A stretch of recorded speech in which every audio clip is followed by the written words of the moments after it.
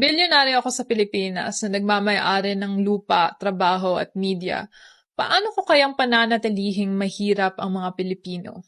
Ito ay 8 paraan. Una, popondahan ko ang lahat ng mga politiko para maisagawa nila ang mga batas at patakaran na gusto ko. Pangalawa, sisiguraduhin ko na mababa pa rin ang minimum wage, maraming contractors, para mapanitiling mataas pa rin ang kita sa aking mga kumpanya. Pangatlo, sisiguraduhin ko na iilan lang kami o ako lang ang may-ari ng isang industriya para ang sahod at kalidad ay mababa habang ang presyo ng mga produkto ay nagmamahal. Pang-apat, papalayasin ko ang mga tunay na nakatira sa isang lupa para sa aking kumpanya at para ibenta sa mga dayuhan. Panglima, pag-aaway-awayin ko ang mga Pilipino sa mga politiko na pinopondahan kong lahat para hindi nila malaman na ako talaga ang tunay na nagmamay-ari ng ekonomiya at sa kanila. Pang-anim, gagamitin ko ang media na pinagmamay-ari ko o pinagmamay-ari ng mga kaibigan ko para hindi talaga malaman ng mga Pilipino ang aking mga kasalanan sa bansa. At bibigyan ko ng plataporma ang mga politiko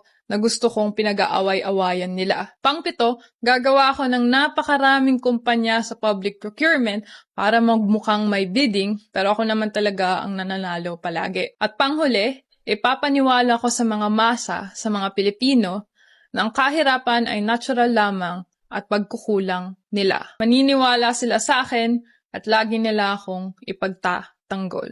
Kayo po, ano sa tingin nyo ang kayang gawin ng isang bilyonaryo para manatiling mahirap ang Pilipino?